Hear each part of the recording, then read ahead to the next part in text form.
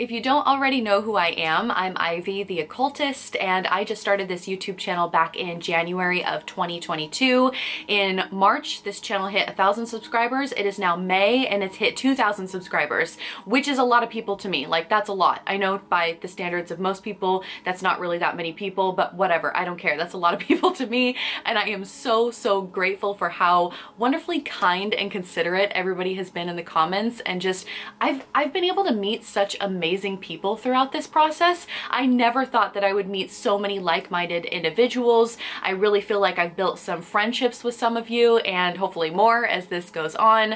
But I posted a Q&A on my thread for this YouTube channel, just asking, as a 2,000 subscriber celebration, do you have any questions regarding your personal magical practice, things where you were hoping to gain advice? So this video is going to be kind of a general video on a bunch of different things. I'm going to be talking about some general occult advice regarding, I have all these topics here on my phone: herbs and plant spirits, graveyard dirt, incorporating physical correspondences, Solomonic planetary magic meets folk magic, talking about my personal practice a little bit, and the Kybalion, which is, you know, Hermeticism. We're also going to talk about some advice for beginner witches and occultists. We're going to talk about tulpas, which are magical entities, and we're going to talk about crystals. So it's kind of all over the board, and I'm really, really excited for this. So thank you so much for asking such intellectually stimulating questions. I'm really, really excited to dive into each one of these. And I just wanted to say before we begin, I know I already mentioned it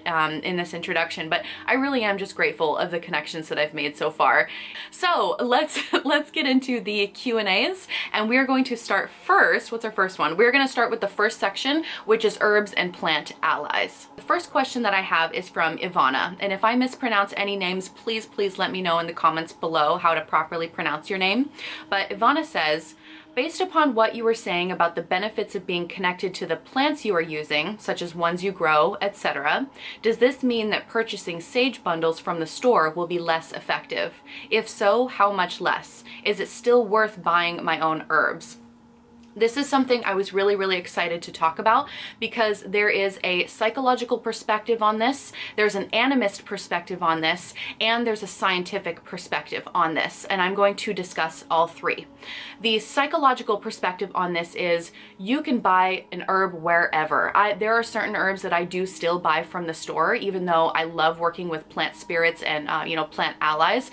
So it depends more on your psychological relationship with that herb or plant more than anything. So let's take rose petals, for example, because that's something that is very personal to me. I have personal memories that are tied to rose petals, and so when I'm trying to invoke those memories or that mental state that roses put me in, it doesn't matter if I purchase those rose petals from the store or if I grew them in my backyard and plucked them and dried them, etc., because I'm using them from a psychological perspective. So the psychological perspective is that it doesn't matter where you get the herbs, and honestly it doesn't even really matter too much the herb itself being present. You could even use a picture of the herb. It's more about the psychological associations with that plant or herb, and more about the memories that it invokes, the feelings that it invokes, and all of the personal connections that you have with that. So there is the psychological perspective of you can totally buy an herb or a plant at the grocery store rather than growing it yourself in your own home, as long as you still have that personal connection with it. The animist perspective is that if you are an animist, you essentially believe that there is some sort of spirit in everything. And whether it's spirit or energy is highly debatable. I kind of view spirit and animism as, spirit and energy as the same thing, but not everybody does. But if you're an animist, you believe that there is a spirit in everything. Trees, rocks, plants, humans, dogs, everything has some sort of spirit or energy. So if you do decide to work with plant spirits, this is where it is more beneficial to work with the original source. So this is where you're not necessarily concerned with the psychological associations, you're more concerned with working with the actual spirit of that plant. So with plant spirits, you're not necessarily using it for its psychological or symbolic associations like you would with the psychological approach. You are using it for the pure raw energy energy that that plant spirit possesses. Because when you're doing spells and rituals, you can choose to use solely your own energy, but if you are doing a larger working, sometimes it's nice to have additional energy sources come into the working to make it a little bit more potent, a little bit more powerful, and also so that you're not depleting your own supply of energy. So with plant spirits, they carry their own energy or essence, if you believe in animism, and you can bring that into a spell or ritual as an extra boost of power or energy. It's more of a separate entity from yourself. It's not the psychological association of your own memories, thoughts, experiences with that plant. It's more of this plant has its own independent spirit and energy that you can invoke into that spell and ritual. So when you're working with plant spirits specifically, this is where you want to work, like I mentioned, with the more natural raw version. The closer that you can get to the source, the better.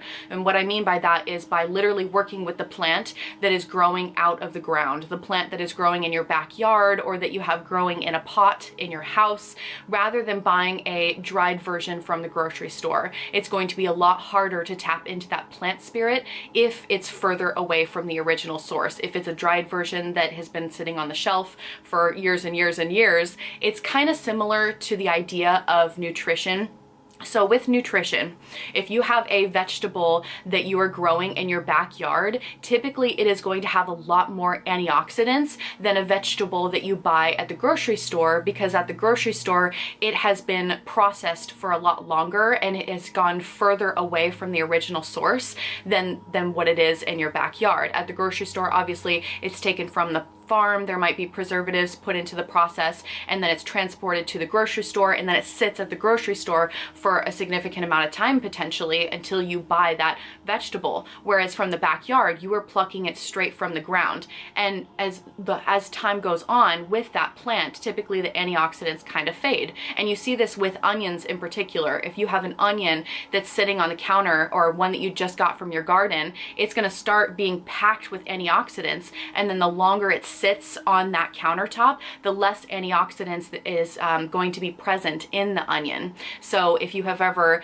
had a really, really smelly onion, by the way, that's really makes you cry, that typically means there's more antioxidants in it. And then as later on, as it just sits there for a while, it gets to the point where it's not as pungent anymore and it's not making you cry as you cut the onion. And that means because those antioxidants have faded away. And the same idea applies to plant spirits. So again, just going back to the original source, if you can grow it yourself in your own home or in your backyard, that is obviously ideal. I apologize for my dog barking.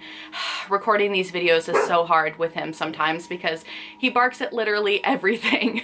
And then we get into the scientific approach, which is really, really interesting. And this is particularly applicable to sage bundles or when you are burning herbs. So when you're burning herbs and you're buying sage bundles or bundles of some sort of herbs that you're going to use to cleanse your home or to cleanse a space, when you burn herbs, they release negative ions, which are really sedating and soothing to our physical being. Because when humans are really hyped up, when we are very, very anxious and stressed out, our body produces positive ions. And so the negative ions that are produced from those burning herbs actually counteract the positive ions that our body is exerting when we're stressed out.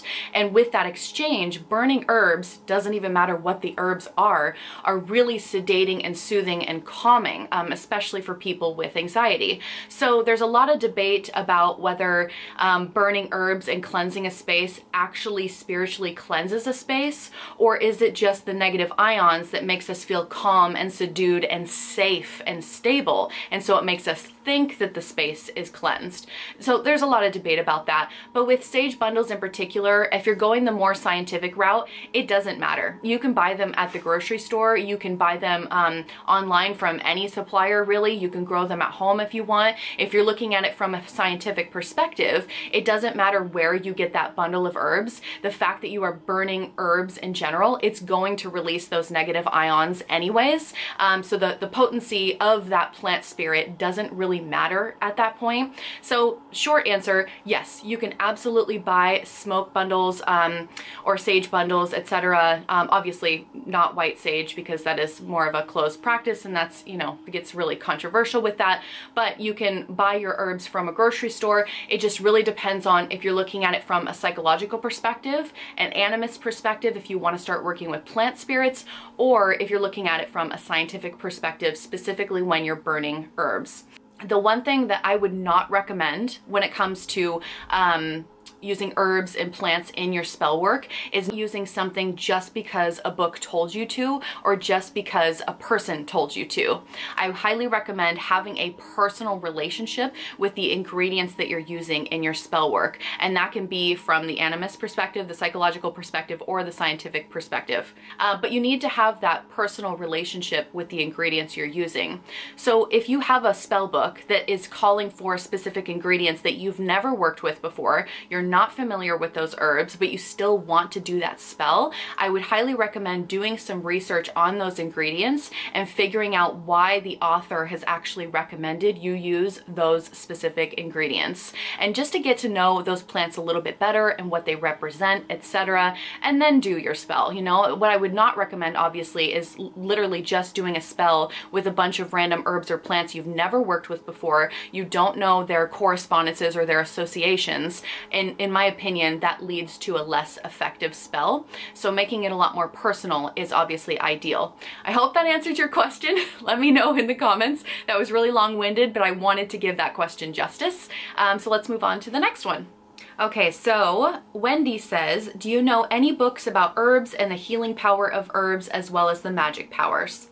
Wendy, I have so many books that could be a completely separate video topic, but I tried to narrow it down for you. So the most popular book that people typically recommend for the magical properties of herbs is going to be Scott Cunningham's Encyclopedia of Magical Herbs. This one is really, really popular, and for good reason. He has tons of herbs in here, and you can see it has all of the magical properties for each herb. But the one thing that I don't like about this book is that it only focuses on magical properties. It doesn't necessarily focus on medicinal properties. So if you are looking for a book that has magical properties and medicinal properties, I really like this book. It's called Herbs, Medicinal, Magical, Marvelous, and this is by Deborah J. Martin. And you know what? I am just now realizing that English is not your native language. I think you speak Dutch, right? And so I'm not sure if these books are available in Dutch, and I'm so sorry. I probably should have checked beforehand. I'm assuming that Scott Cunningham's book is available in other languages because it's so popular, but if you can get hold of this one, this herb book, this one does have magical and medicinal properties, and it also has other correspondences such as the element, the planet, whether it's considered male or female, etc. So I really like this book. But if you are getting into herbalism in general, that is a whole nother topic that I could recommend a million books on, but I won't. So one more book I wanted to recommend is that if you are deciding to get into herbal medicine, I would highly recommend looking into the Encyclopedia of Herbal Medicine. This is a great starter book for beginners. It's pretty good sized, and it doesn't have the magical associations though. That's the bummer, is that it does not have magical stuff. It's more focused on the medicinal uses, but it's a beautiful book, and it has a lot of descriptions, and I really like how it's laid out, and it really gives you the basis of herbalism. So I hope that was helpful. The next question is from Jennifer. Jennifer says, I take care of my family's graves, and the last time I was there, I gathered dirt from around my mother's grave for protection spells. I use crossroad dirt, graveyard dirt, and other types. Do you use any? And if you don't, have you ever? Yes, I love using dirt in spells. It's free. Seriously. I think people underestimate how much you can use free stuff in your spells and rituals. There's such a heavy emphasis on buying material things right now, and you don't have to. I mean, you can go outside and literally use dirt in your spells and rituals. So yeah, graveyard dirt is excellent to use in protection spells or banishing spells, or anything that involves yes, there is the death connotation, but death doesn't necessarily have to mean physical death. Death can also mean the end of a situation, or letting something go, releasing something, and getting ready for the next cycle to begin. So you can use graveyard dirt in spells or rituals that involve that letting go or that shedding of something. And you can also use like dirt from the crossroads in an uncrossing spell. There's so many ways that you can use dirt. There's like another method where you can, if you're doing a financial spell, if you're going to do a money or prosperity spell, etc., you can go grab some dirt from a bank. You can literally, it looks kind of weird when you're out foraging for this kind of stuff and there's muggles around that are watching, and so it gets kind of awkward. But you can go to a bank and take some of that dirt and use that in your financial spells as well. I don't personally do that because I have a weird relationship with how I feel about the finances of our government. So I don't really like taking dirt from government institutions. That's just my own personal preference. But I do use dirt in my practice for places that I have specific memories from. So if you're gonna do a love working, let's say, like if I'm trying to increase the love or passion in my relationship, I would go to a place where, let's say my partner and I had a really, really great date, or when we felt really connected, something that is related to a time where we felt super, super connected. I would go to that place and gather some dirt. Let's say there was a hike that we went on one day where we just felt really emotionally connected to each other during that time. I would go on that hike and gather some dirt from that and use it in a love working to increase that intimacy or passion or whatever in our relationship. But I don't do that style so much anymore. I more use the dirt from my garden because it is dirt that I'm constantly working with. I have a compost system as well, and so my hands are always in that dirt. I am always working the soil, and I find that working with the dirt on your own land that you personally take care of, that you are, I'm kind of a stewardess to the land, you know? I have a huge garden, which I love and I'm so grateful for, and I spend hours out there. It's kind of my thing. And so using that dirt, I have kind of become an ally to the land, and I feel like the land has become an ally to me. So in certain spells and rituals, this kind of goes along with plant spirits. When I'm needing that extra energy or that extra oomph in a spell, I do use some of the dirt from my garden because I feel very much connected to it. I feel like it's very aligned with me, my will, my intentions, what I'm trying to gain out of a situation. So I love using dirt, and it's also just a great representation of the earth element. I mean, we are so connected to dirt. We essentially go back into the dirt when we die, and I think that's such a powerful thing, is that we are recycled back into the earth, and having those representations in your spell work is really powerful because you're bringing in the earth element that we are all a part of, and the cyclical natures of cyclical whatevers of nature. What am I trying to say here? You know what I'm trying to say here. Anyways, so yes, I do use dirt. I think it's an excellent thing to use in spells and rituals, especially if it has some sort of psychological association or spiritual association, etc. And by the way, Jennifer, I love that you do that. I love that you take care of your family in that way, and it's really inspiring to hear. I really, really love hearing your stories. Jennifer and I have chatted in the comments quite a bit, and she's just a lovely person. So, I mean, everybody I've met has been a lovely person, but let's move on to the next one. Next, we're going to talk about incorporating physical correspondences into spell work, and this question comes from Alice. Alice says, I am not practicing per se, but am doing my research and come from a manifestation law of assumption background, which I am finding interspersed in your language. I can see the benefit of having something more tangible as part of those practices. My question for you, with that in mind, since so many people say these practices are based on intention and personal power, and that the tangible elements are not necessary or they are interchangeable, what is your process, or how would you suggest to others to go about formulating their process when it comes to building the more tangible ritualistic elements of a practice in an intentional, not arbitrary way? How do you determine what is helpful and what works for you? So this is an excellent question, because it sounds like that you are coming from more of a psychological perspective on this, which is exactly where I started as well. And I think that when you are trying to incorporate the physical elements in a spell, you're really going to have to personalize it. So what books tell you to do is not going to apply to you necessarily. So as I've kind of talked about in the first question, when we were talking about herbs and plant spirits, you might want to look at it from the psychological perspective of what sort of memories or mindset does this physical correspondence invoke for you. So pay attention to the shapes of things, the colors of things, the smells of things, or if there's a particular plant that really just sends you back to a certain place in your childhood. And if you're doing a spell, let's say you're doing a spell for happiness or something, you would want to think back to the times in your life where you were most happiest. Is there a particular smell that really makes you feel happy? Or are there particular colors that come to mind? Maybe you have specific memories that are related to items. Even if there was a doll or a toy when you were a child that really made you happy, even if you don't have that toy anymore, you can make a physical representation of that toy or of that doll and bring that into your work. So I would suggest focusing on the psychological part of it first, since it sounds like that you're more inclined towards that, and focusing on trying to get yourself into the right mindset and making it a lot more personal to you, rather than just adding in some whatever plants or what, because a book told you to, like I mentioned in the beginning of this video. So focusing on the psychological, you know, the memories and those associations first, I think is key. But the further that I got into my magical practice, the more I realized how important physical representations are. There's a whole subsection of magic called sympathetic magic, where you have a physical representation of the item that you are trying to manifest, or you have some correspondences that relate to that. And like money bowls are a great example of sympathetic magic. Poppets are a great representation of sympathetic magic. Pretty much a lot of witchcraft is sympathetic magic, because we have physical correspondences.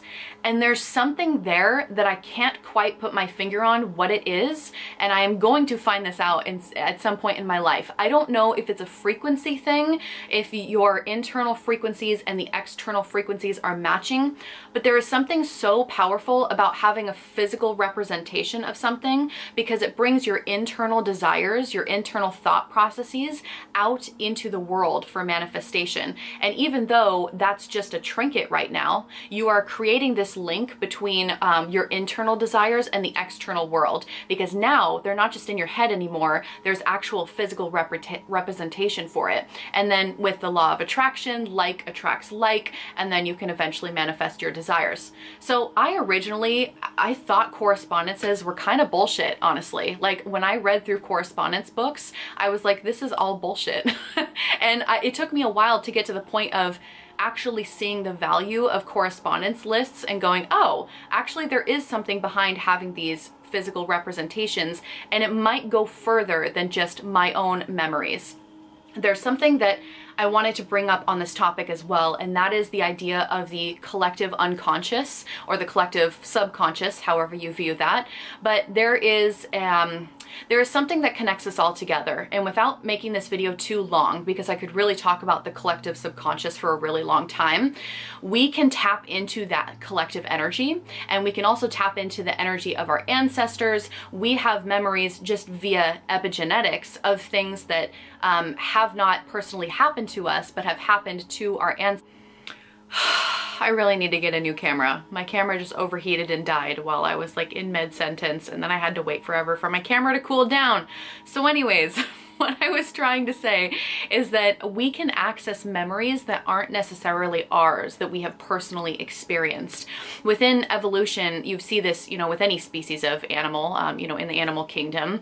It's part of the evolutionary process. When an animal or a human or whatever eats a certain berry or does something that's really detrimental to the species, there is this memory acquired there that teaches future generations not to eat that berry. So let's say there's a berry that's poisonous poisonous, and then, you know, enough people or animals die from that berry, eventually that species just operates in a way of, oh, we know not to eat that berry because that's poisonous and that kills off our species. So with evolution, our species can change over time and have these memories, which we call instincts now, of things that are not beneficial to us or things that are beneficial to us, depending on what our ancestors did and whether it helped our species or hurt our species. And there's a lot of theories that surround this.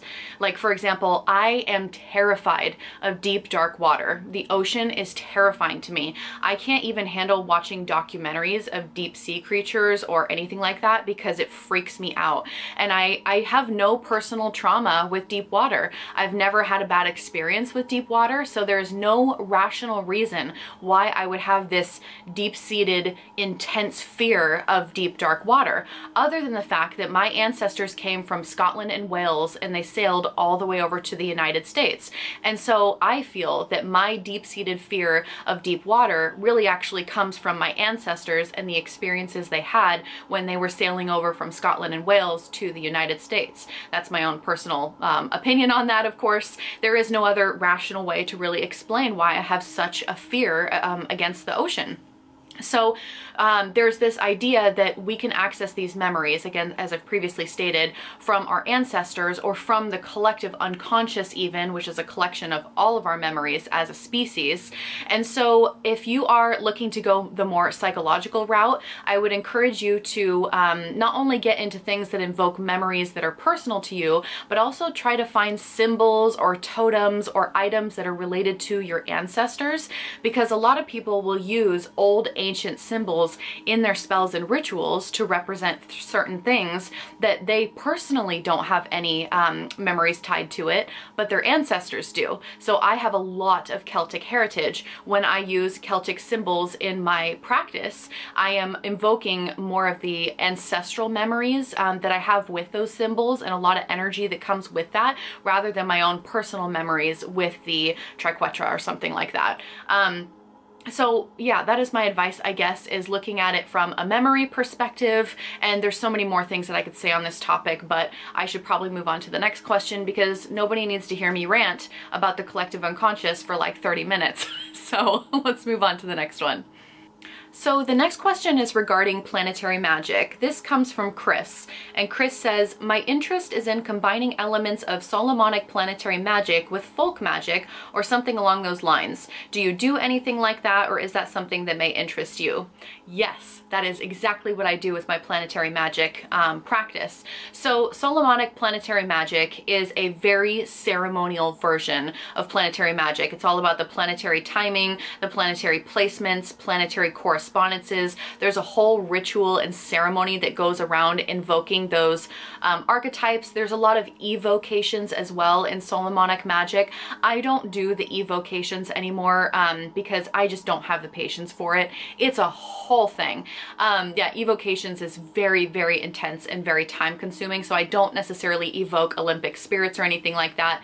But what I do now, there was a time where I was just a folk magic practitioner, there was a time where I was just a ceremonial magician, and now I really combine both. And Chris, I think you might have actually checked out my planetary magic series after we talked about this on the post, but for anybody that's interested, I do have a series on planetary magic. I've got a 2-episode series. I would love to do more episodes on that in the future, although I have no idea when we are going to get to that. That is like so far into the future because there's so many other things that I want to cover as well. But my style of planetary magic that I teach in those videos is a combination of ceremonial magic and folk magic. It's a lot of finding specific correspondences that work for you, like planetary timings or like correspondences or planetary hours, or using planetary days in with your folk magic practice. So let's say I'm doing a money spell or something, and I actually showed this a little bit on my money bowl video, but if I'm doing a money bowl, that is very kind of like a folk magic style of money bowls. You kind of throw in a bunch of stuff into a bowl that corresponds with money and wealth and finances and abundance, but I brought in the planetary magic by doing it on a Thursday, which relates to Jupiter, and I also did it during the hour of Jupiter when I created that money bowl. So you can kind of throw in some some of those ceremonial aspects with the folk magic practices. So yes, I love doing that. I definitely think there's a middle ground between ceremonial magic and folk magic that a lot of people don't practice. They're usually either one or the other. And I'm like, why not be both? I mean, just incorporate both. And I personally have seen so much more success with my magical practice when I incorporate both aspects of it. I find that with just folk magic, it's a little bit too informal for me, and it's a little bit too, I love folk magic, don't get me wrong. It's very, very creative and intuitive based, but I personally enjoy a little bit more structure and a little bit more ritual. But with ceremonial magic, if I'm just doing ceremonial magic, sometimes I feel like my intuition and creativity is stifled a little bit because it's so regimented and so structured that I don't feel like I can really play and express my intuition. So the sweet spot is really just right between the two and incorporating both. So yes, definitely check out that Planetary Magic series. So the next few questions come from Dylan. I've actually had a lot of conversations with Dylan through the comments on some of my videos and also on some of his videos. I'm gonna pop his name below, his YouTube name, because I believe he just started posting YouTube videos again after taking a break from YouTube for a little while. He is like the nicest person ever. Seriously, he is so nice, so authentic, and so considerate. So thank you, Dylan, for just being an awesome person. But he asks, how did you get started in the craft? And have you ever had a spell backfire or not manifest? And if so, how many? And he asked a couple other questions as well, but I'll start with those ones.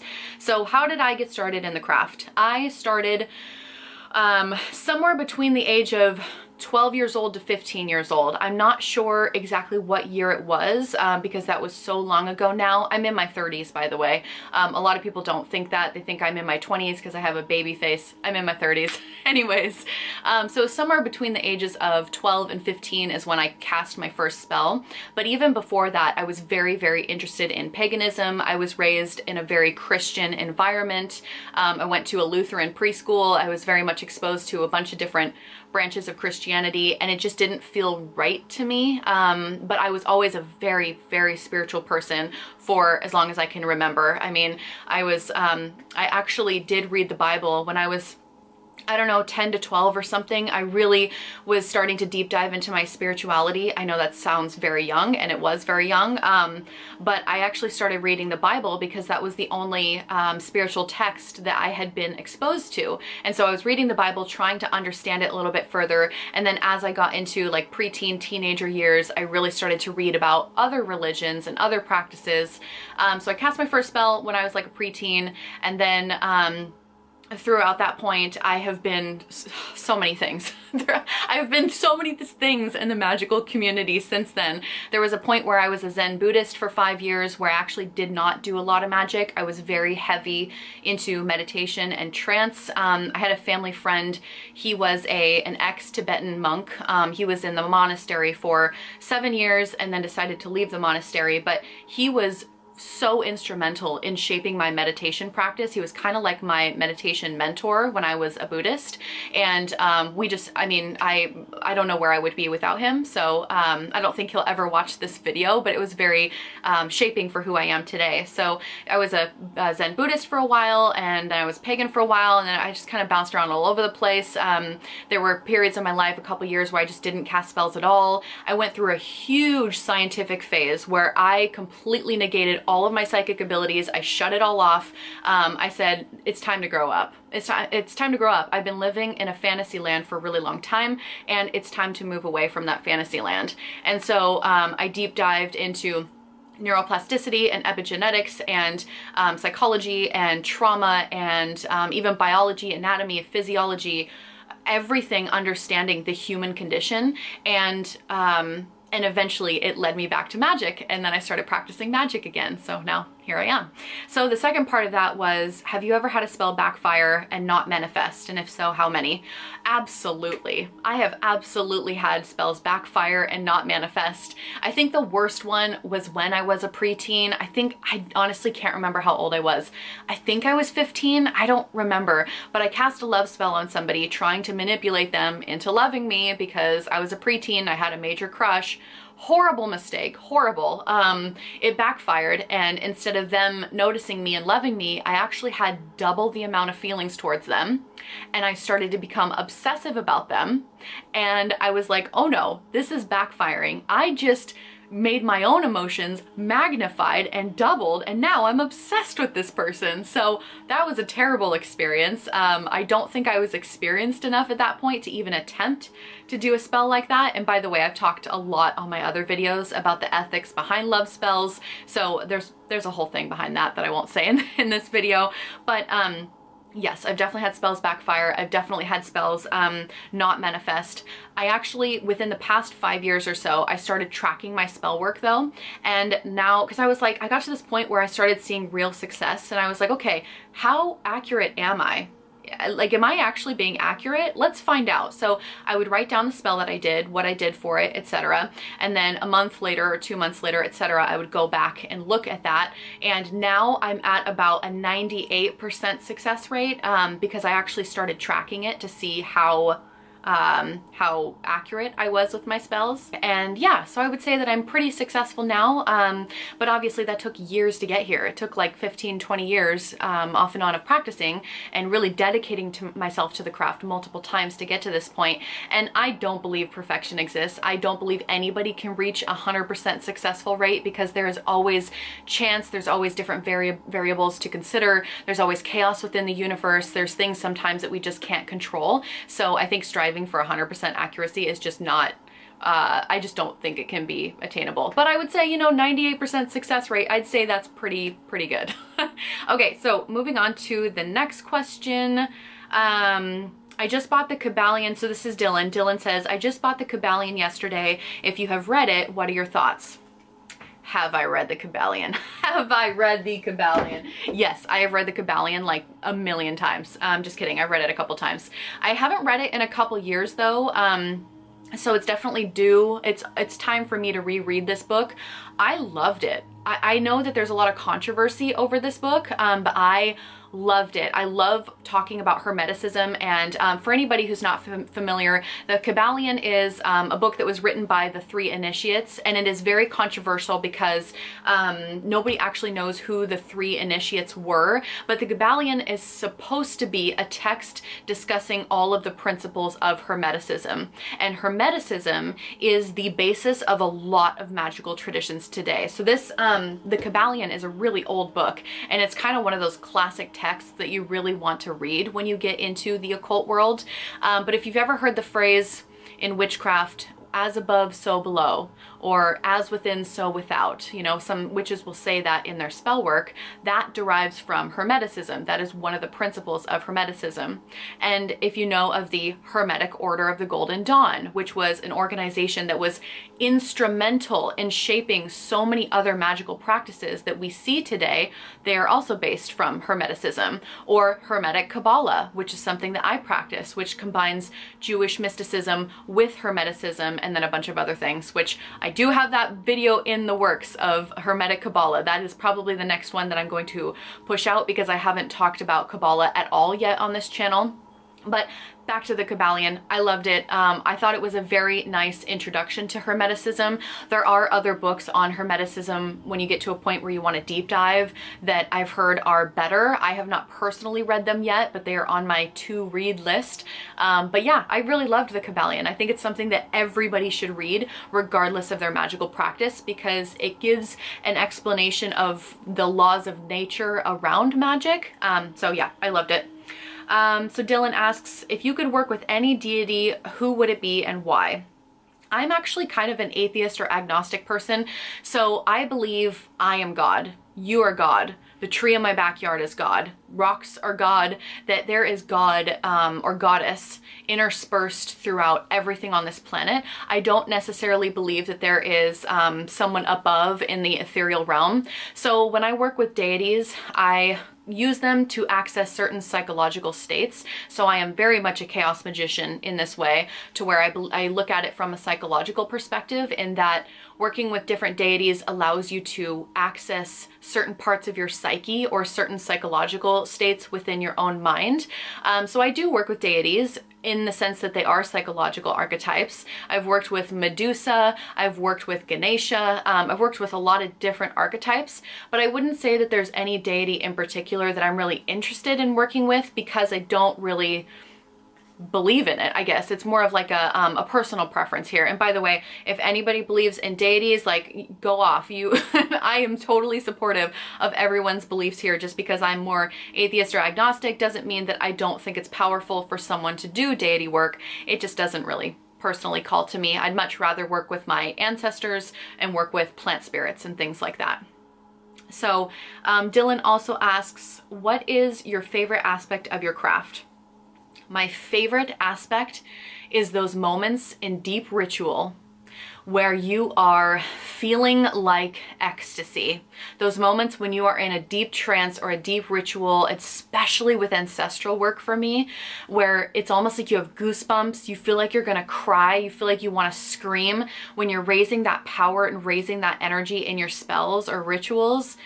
There is nothing like it. It is so, I'm almost getting shivers right now just thinking about it. It's so powerful. There is nothing in this universe that makes me feel like that. So that is definitely my favorite aspect of the craft. So the next question Dylan asks is, what's a topic you have interest in but have done little to no research on? So I'm actually working on my mediumship skills now. I wouldn't say I've done zero research on it. It is something that is still very new. I do have, you know, other psychic abilities that I've really honed into and fine-tuned, but mediumship is the next thing on my list that I'm really deep diving into, as well as potentially becoming a death doula. We're working a little bit more with death or people dying or people passing on to the next life. So that's probably where my next focus is going to be, because it's something that I've really pushed down and neglected for so long because I didn't want to acknowledge what I was hearing and experiencing, and I finally got to a point where I accept my experience and I really want to go further with it to see what I can actually do with it and how I can help people with it. So I think working with death a little bit more, I guess if I'm going to be more specific, is probably the next topic that I'm going to really deep dive into. That's not necessarily a witchcraft or magical practice related thing, but it's kind of in the same realm. So that's kind of where I'm at with that.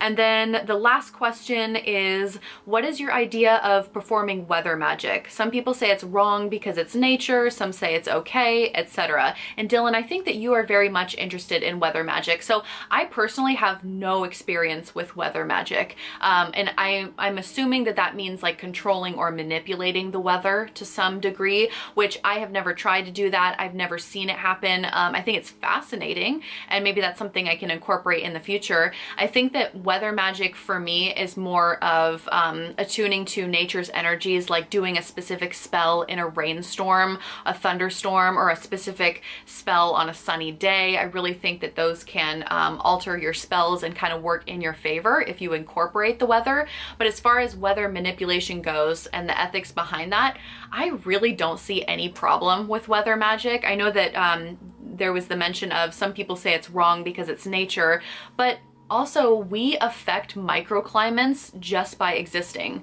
I mean, look at global warming and climate change. I mean, that's a grand scale thing, but on a micro level, we have all these microclimates, and you know, the weather pattern in one city is going to be different in another city. So our behavior just living and existing in the human world is going to affect that. So I don't think working with weather magic is any different than us manipulating the environment simply by existing. So I actually don't see anything ethically wrong with weather magic. I think it's really fascinating, and if anybody has more experience with that, I would definitely love to know your experiences, because it's something that I know very little about. So yeah, that would be my answer to that.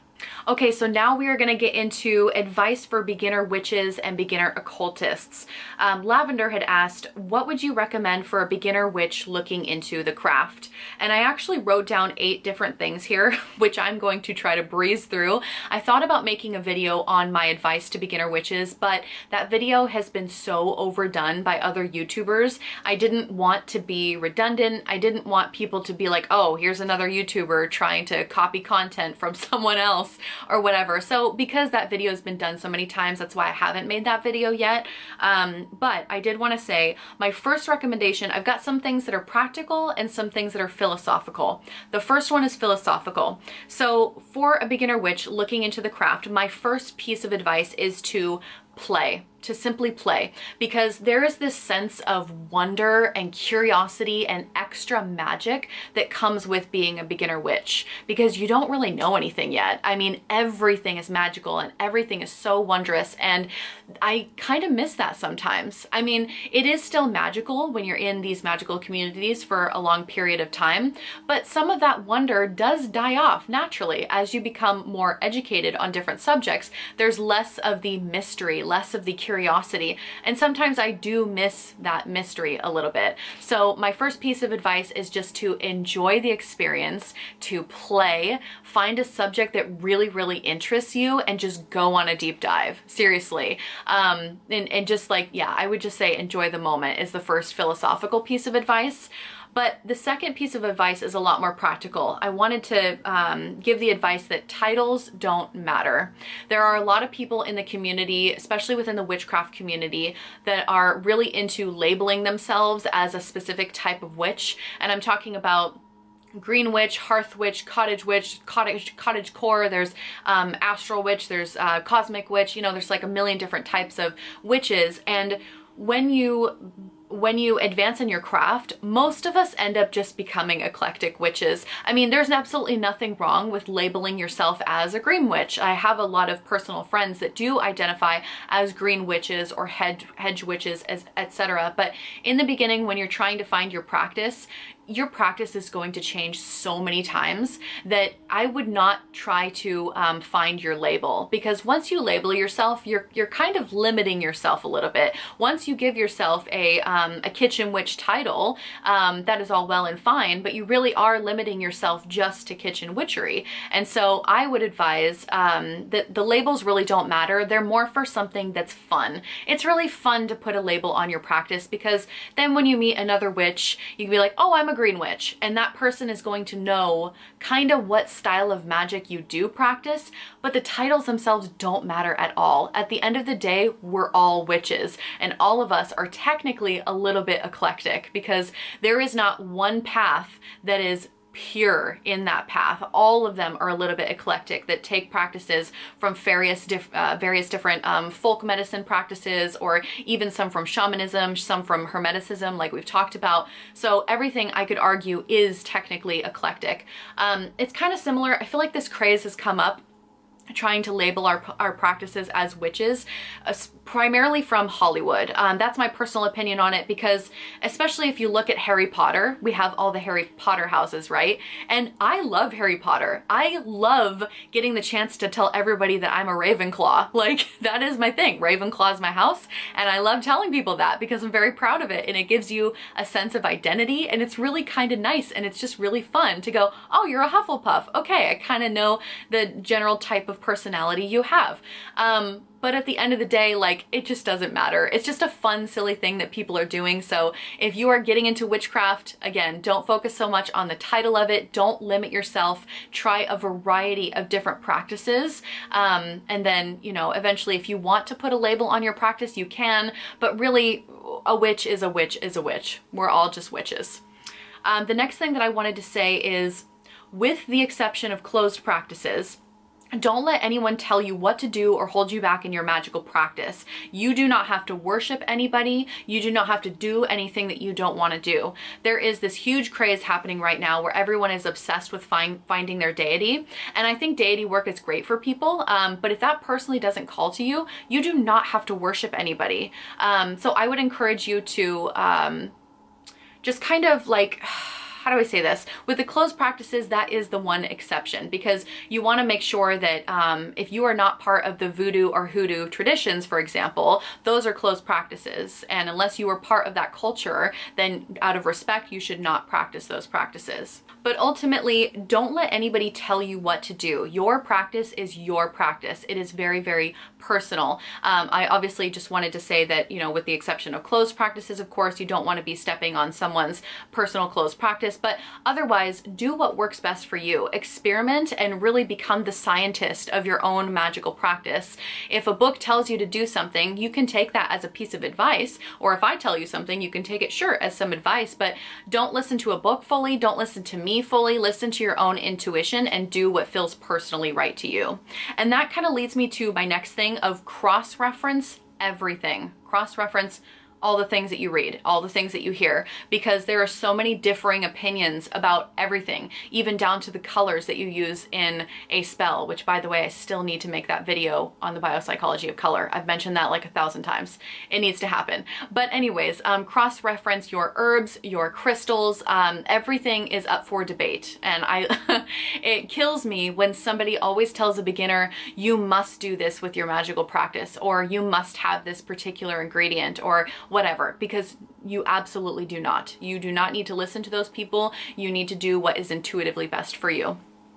So the next thing that I would recommend is start journaling now. Get a journal, get a book of shadows, get a grimoire. It doesn't even have to be pretty. It can be one of those ugly spiral binders. It does not matter. Start writing your experiences now, because you are going to want that later on. I wish I had started writing that stuff down at the very beginning of my practice, and I am kicking myself that I didn't. So definitely start writing down your spells, what worked and what didn't. You will advance so much faster in your craft if you are actually tracking down what you're doing, what worked and what didn't work. And also write down all the things you learned. If you are journaling all of these things that you're learning, you're going to retain that knowledge so much better.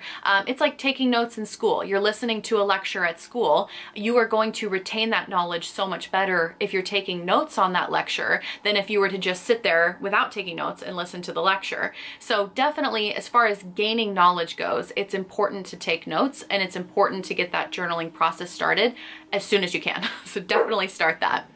The next piece of advice that I wanted to give is, if you feel overwhelmed, that's okay. Give yourself a little bit of grace in the beginning, because when you enter the witchcraft world for the first time, it's very daunting. There is a lot of information everywhere. Nothing makes sense. There's all these different avenues that you could potentially follow and go down, and so it can be very, very confusing for the beginner, and it's like that for everybody. So if you pick a path that you really enjoy, that really intrigues you, and just deep dive into that, you can absolutely do that. Or if you find yourself, let's say you're reading a witchy book. I was actually talking to my cousin about this, because she just started her journey with witchcraft, and her concern was kind of about this, where she would read a book, get a quarter or halfway through the book, but then she'd be interested in something else and want to read another book about a completely different subject, but she started to feel guilty about not finishing that book before moving on to the next thing. And so what we kind of talked about is that allow yourself some grace here, and if you don't finish a book, that's okay. You can come back to that book at any point. When I was in the midst of learning witchcraft for the first time, I had a million half-finished books that I eventually, worked my way back to reading. But if something interests you and you only read a quarter of that book, and then you deep dive somewhere else and only read a quarter of that book, that's okay. You've got plenty of time. You eventually are going to have all the knowledge that you want to have. So in the beginning, just kind of enjoy the experience and let your passion and creativity guide you to where you want to go. If you're interested in kitchery today, do a deep dive in that. If you want to go into garden witchery tomorrow, go for it. Don't hold yourself back, and just enjoy the process with that. And don't feel bad about not completing a study or not completing a book, because it's always going to be there for you to finish. The next thing that I wanted to say is that you don't need any tools except yourself and the nature around you. So there's this huge emphasis in our culture right now where you need to buy all these tools and buy all this stuff to practice witchcraft, and that is absolutely not true. The most important component in a spell is you, your will, your energy, your intention, your mindset. You can go outside and pretty much do a spell for anything with just yourself. You can do a money spell with just yourself. You can do a love spell with just yourself. You don't need all of these special tools and fancy things. In fact, building a personal connection to your craft by things that you found in nature, or you foraged over time, or you found it in a thrift store, etc., are going to be a little bit more powerful because of that personal connection that you have, rather than buying some fancy expensive tool online because a fellow YouTuber or something told you to, and whatever. So materialism doesn't matter in witchcraft, in the sense that it helps It can help you get into a certain mental space, sure. I love my fancy tools, don't get me wrong, but it is absolutely not necessary for you to be a successful magical practitioner. So don't worry about all the fancy tools. Those will come in time. You will acquire them whether you like it or not. So don't worry about buying all this expensive stuff. One of my favorite ways to practice witchcraft is literally walking out in nature and finding things that I can use in my magical practice. So if I find a pine cone, what does that pine cone represent magically and how can I use it in a spell? If I see a specific plant, or if I'm walking, let's say I live in the city and I see a nail on the ground, you can pick up that nail and use it in a baneful working. So you can use nails, staples, you can walk along the city and find bits of signs, or you could pick up dirt like we previously talked about in this video. You can use dirt in your spells. The locations of dirt obviously have different representations. So there's so many free things that you can do, and it's not necessary to purchase supplies unless you want to, of course. And the last thing that I would say is learn the difference between Wicca and witchcraft. There's a huge separation happening right now. I'm not going to go into the deep dive, the depths of Wicca versus witchcraft, but beforehand, witchcraft and Wicca were kind of in a very close relationship where we couldn't really identify one without the other. Now we have this massive movement happening where Wicca and witchcraft are really being differentiated as separate things, whereas Wicca, people often claim that Wicca is a religion, whereas witchcraft is a magical practice. So as a beginner witch, you're definitely going to want to know the difference between Wicca and witchcraft so you can identify which path is more accurate or better aligns for you. On this same subject, M says, if you could get into witchcraft and occultism all over again, what would be the first 5 things you'd do, focus on, read, etc.? This was so hard to limit to 5 things. I'm so excited to talk about this.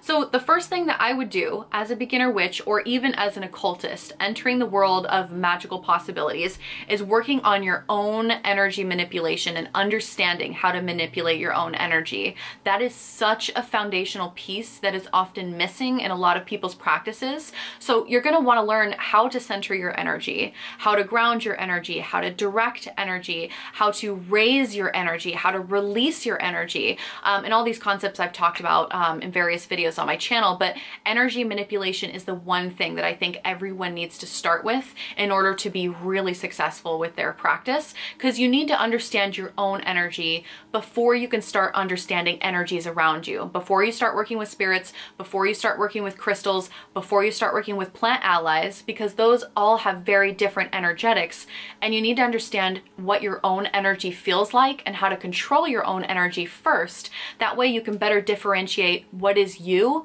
and what is not you, what is something else, an additional energy that comes in. So like with plant spirits, for example, when you're working with the spirit of that plant, if you have a good understanding of what your own energy feels like, you will be able to feel when that plant spirit is added into the spell, because that energy is not yours, it's separate from you, and it feels different, it looks different, however you process that. So I would start with working on your own energy first, really getting down the energy manipulation. And then the second thing that I would do or focus on is learning about additional energy sources that you can tap into for your spells and rituals. So this would be like grounding to the earth is a very simple way to explain this. When you're doing these longer spells and rituals, you only have a certain amount of energy in your body at any given time. And oftentimes when you're doing these large rituals and spells, it can get exhausting. It can get really, really difficult for one person to do. So you either need to bring in other magical practitioners for larger spells and rituals, or other energy sources that you can tap into that are kind of like magical batteries that can give you extra power alongside your own power. And additional energy sources can be the earth, like if you're grounding to the earth and drawing that energy up, or it can be the celestial realm if you're invoking planetary energies, gods and goddesses, anything that is up in the celestial area. That's going to be another additional energy source. You can gain energy from certain crystals. Crystals are said to have their own energy, as well as plants, as well as trees, as well as there's so many different energy sources. So the first thing again is to work on your own energy, and then start learning about other energy sources that you can tap into and invoke into your spells and rituals. The third thing is that I wish I had known about all the other magical practices besides witchcraft. Because when I entered the magical community, it was, I mean, end of the 90s, early 2000s, and it was witchcraft or nothing. There wasn't a lot of literature on other magical systems that I could find. I lived in a very small town. It was really, really hard for me to find a witchcraft book at the library, let alone any other magical practices. So I would do some research on other magical systems as well, because witchcraft is only one magical system of many. There are many, many magical systems. You know, we have Enochian magic, we have Thelema, we have chaos magic, there is the Golden Dawn style of magic that's a little bit more ceremonial. There's so many other systems out there for a person to experience, and I wish I had known that at a younger age so I could explore that. So if I would advise to a beginner occultist in particular, do some research on high magic versus low magic and really get a good understanding of the differences between two. Witchcraft is more of a low magic practice, and high magic is going to, well, you know what? I'm going to make a whole separate video on that because that is going to be a long explanation. But look into high magic versus low magic, ceremonial magic versus folk magic, and get kind of an understanding of all these different magical systems. That way you can really get a broad view of all of magic in general and pick a path that really you identify with and that you can really be successful in. So that was one thing that I wanted to say regarding that. The next piece of advice that I'd give to a beginner occultist or beginner witch, along with everything that I've already mentioned for these last two questions, is really to get into researching Hermeticism. If you really want to do a deep dive into understanding magic, why it works the way it works, why we do things a certain way, definitely get into Hermeticism, because Hermeticism, as I've mentioned previously, is the basis for a lot of magical traditions today. There is a heavy influence of Hermeticism in witchcraft, in the Golden Dawn style of practicing, in Hermetic Kabbalah. And so there are these principles that exist within Hermeticism. It talks about vibration, it talks about the mentality of the universe. And so with the Kybalion, as I was talking about previously, this is a really good introduction to Hermeticism. It's not the end all be all when it comes to Hermeticism. There's many, many books, but this gives you the basics. It's really easy to digest too. I mean, the size of it is very small, but even so, this is a book that I reread probably every couple years because the information is so good, in my opinion, so good, and it helps us really get behind the philosophy of magic. So as a beginner, I would definitely get into Hermeticism just because there's such a massive influence that we don't even realize. Sometimes we don't realize in witchcraft why we do the things we do until you look at Hermeticism and you go, oh, that's where it came from. That's why we do that. So Hermeticism would be my next thing. And the fifth thing that I would do, focus on, read, etc. This book is not about magic, but it was absolutely instrumental in shaping my magical practice when I went through my science phase, because I wanted to understand how magic could work more from a scientific perspective. So this book is called You Are the Placebo by Dr. Joe Dispenza, and he has many books. I recommend starting with this one because it has a lot of his research in here, but essentially Dr. Joe Dispenza, he does a lot of work, research regarding the placebo effect, but not just the placebo effect, because I believe magic works beyond the placebo effect. Yes, there is a huge placebo component, but in my experience, there is so much more to magic than just the placebo effect. But in understanding epigenetics and neuroplasticity, I think that is so important. If you are more of a science-minded person, you are absolutely going to love this book. It really gives a good explanation for how magic could scientifically work through neuroplasticity and epigenetics. And it's very beginner friendly, so even if you don't know what neuroplasticity or epigenetics is, he explains it really well. And he also has brain scans as well as all of his work that showcases, that proves what he's doing is legit. Like, look at this. He actually has the brain scans for you to look at to prove that what he's saying is valid, that we can actually change our brain structure through meditations and how to do that, which is absolutely incredible. His personal story, oh gosh, I read it a long time ago, but he basically went through this accident. So Dr. Joe Dispenza went through this huge accident. I'm gonna really butcher this, but and his spine was broken to some degree. Like his spine was not repairable. The doctors basically told him that this is how it's going to be for the rest of his life. And through meditations, he healed his spine and made a full recovery. So that is incredible. So that's his personal story. Obviously, there's a lot more to it. Please read the book. But he talks about how we can change things, and it seems like magic, it seems like miracles, but really it's this area of science that we just don't quite understand yet. So that would be my fifth thing for a beginner occultist or a beginner witch, if you are more science-minded, to get into this book, because it's really going to open your mind to an insane amount of possibilities that you probably never knew were possible. So definitely recommend getting into that. Okay, so now we get into tulpas. So Jonathan says, I'm a tulpamancer and I saw your video for servitors, but I'm wondering if you have any information for tulpas specifically. I'm new to the practice and I'm wondering things like, do I have to feed them? Can I change them, add traits to them, or take traits away if they're already created? So for anybody that is not familiar, tulpas are magical entities that are created by the practitioner, and they are essentially like imaginary friends. They're like imaginary friends take it to a whole new level. And this is a very controversial practice within the mental health communities, because some people find a lot of benefit from having tulpas, for having those companions, especially people with like ADHD and autism report having better life experiences having tulpas and having these imaginary friends, because statistically those populations tend to be a little bit more lonely and isolated. So the process of creating a tulpa, this magical entity, can be really beneficial to them. But then you have people that have dissociative identity disorder or schizophrenia or things like that, that creating tulpas is not recommended, because it can actually make things worse as far as understanding what is real, what is not. The blend between ordinary reality and non-ordinary reality gets blurred. So tulpas are very, very controversial, but they are these magical entities that you create that are sentient beings. So they have a mind of their own, really, and eventually they do become like your friend, and your friend obviously has your best interest in mind, but they do have their own mind. They do have their own personality and behavior.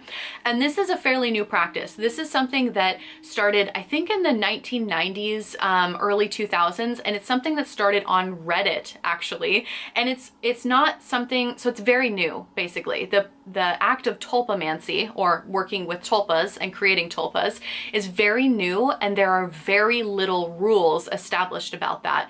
And in my personal opinion, I don't think there's any hard rules, because it's your reality that you're creating. Everyone's reality is going to be very, very different with tulpas. So there's really no hard yes or no that I could give you as far as creating tulpas, whether to feed it or not feed it. Although I will say, in my experience with magical entities, the more detail you put into the creation, or the more effort that you put into the relationship, the more you are going to get out of it, the more it is going to benefit you. So I personally love setting up feeding processes. So I would recommend, and you know, obviously I talked about feeding processes in my servitor video, but for tulpas specifically, you could have it set to where it feeds itself, because it is a sentient being. I mean, it's going to be able to function on its own like a friend would. But I would recommend setting up a feeding system, and you could even have it feed off things that you really enjoy doing. So let's say, for example, you really like hiking, but you don't really get out to hike very much. You could have your tulpa feed off that energy that you get when you're hiking, or they could feed off like the visuals of the beautiful trees or beautiful landscape, etc. That way it encourages you to go hiking, and it encourages you to do things that that you really love doing, that you just haven't made the time for. Or let's say you really enjoy playing the guitar. You could have your tulpa feed off of your music, the music that you play from guitar. And so not only do you have this feeding process established for your tulpa, but you're also getting yourself to play guitar more often, which is really nice, because that's something you love to do, and it forces you to make that time for yourself. So I definitely recommend trying something like that, having your tulpa feed off good experiences or things that you enjoy doing.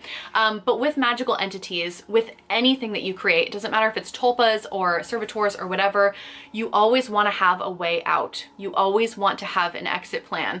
And with servitors, this is typically called sending them to retirement. You want to have an off switch, essentially. So make sure that you are building an off switch, because if you get to a point where that tulpa isn't serving you anymore, or if there's something that happens and it's just not working, and you really need to shut off that system, you have that off switch built. So highly recommend setting up, and you can totally check out my video on servitors, that whole section on sending the servitor to retirement. And also it's called the fatal flaw is what it's called for servitors, that off switch that you were creating. So definitely check out that whole section on the servitor video if you're curious, but set up a fatal flaw or an off switch for your tulpa as well, just so you're keeping yourself really safe. And I think that was kind of it as far as my advice. Oh, as far as the can I change them, add traits to them, or take traits away if they're already created? So yes, you can. A lot of people do this, and you can even do this with servitors as well. That relationship that you have with that magical entity is going to change over time. So yes, you can absolutely add traits or take traits away. You might find that your tulpa automatically does that, starts to morph into something else, because again, they are sentient beings. They are going to have a mind of their own. And so you might just find that your relationship with them changes over time, and that's perfectly normal. And yes, you can definitely do that. The last question is from Deborah. So Deborah says, do you work with crystals in your practice? Any advice on picking crystals for spells, or should I just trust my intuition and use the crystals that I'm drawn towards? So with crystals, this is a highly personal practice. I know many practitioners that go solely off the metaphysical properties, and I know practitioners that go solely off intuition. So that is entirely going to depend on you. What I would say with my own experience, and by the way, yes, I do work with crystals a lot. If you can see all the little cabinets back here, these are all filled with crystals, and this is not even my full collection. So I do have a lot of crystals that I incorporate. But in my experience, I would meditate with them. I would go with the ones you are intuitively drawn to, because certain crystals may have certain metaphysical properties linked to them, or in books or online resources, but when I personally work with them, they actually affect me a lot differently than what the book said or what the online resource said. So I would go with your intuition on this one, and I would also take the time to meditate with them and see what your experience is. And I want to give the example of me and amethyst, because I was never drawn to amethyst. I was not, just the way it looks, I wasn't drawn to it. I ended up, in the beginning of my crystal practice, I bought all these crystals that I thought I was intuitively drawn to because they were just beautiful. I loved the colors, I loved the shapes, etc. And then I started using them in my spells and rituals and meditating with them, and I just didn't really have that great of an experience. It was kind of like meh. It was okay, but not great. And then I came across amethyst, where I was like, I'm not drawn to amethyst at all. Amethyst is so basic. Everybody has amethyst in their magical practice. I don't want to use amethyst. But then I was gifted an amethyst, and I was like, okay, fine, I'll try it out. I'll see if I like it. I meditated with amethyst, and it was the best meditation I ever had. The best one. Amethyst, for some reason, just works really, really well with my chemical makeup, my psychological makeup. I don't know what it is, but now I love amethyst. Even though visually it wasn't something that I was drawn to, like the color of amethyst, it's pretty, but like it didn't draw me in. I was not like, ooh, I have to have that. It actually took meditating with it and spending time with that crystal to really see how instrumental it is in my practice and how beneficial it is to work with. So I definitely suggest meditating with them and not solely going off what they look like or what the metaphysical properties are. That are listed, you know, in books and online resources. I think that books and online resources can be a really good guide for giving you an idea, like Carnelian, for example. Carnelian is pretty straightforward for a lot of people. It is very energizing. It's linked to the sacral chakra. It gives a lot of creativity. It's a lot of power. It's just like some oomph. And I love Carnelian. And so people typically all report the same things with Carnelian. So there are some crystals that are kind of universal for everyone, the experience, but not all crystals are like that, like amethyst, for example. I had an exceptional experience with it and did not expect that. So definitely stay open-minded and definitely go with your intuition on crystals. Okay, that was all of the questions. Thank you so much for such an intellectually stimulating video. I'm so glad I got to use my brain and talk about all these wonderful subjects. If you have any questions in the future, feel free to comment them down below. I would love to do another video like this if anybody has any advice that they are looking for in their magical practice, because it would help out others as well to hear, you know, somebody going through the same experience and, you know, some solutions for that. So if you have any additional questions down below, definitely comment them. Thank you again so much for the 2,000 subscribers. This is so cool. I love sharing knowledge. Like, this is an absolute dream come true for me. So thank you so much. And I will see you in a video very soon. Bye.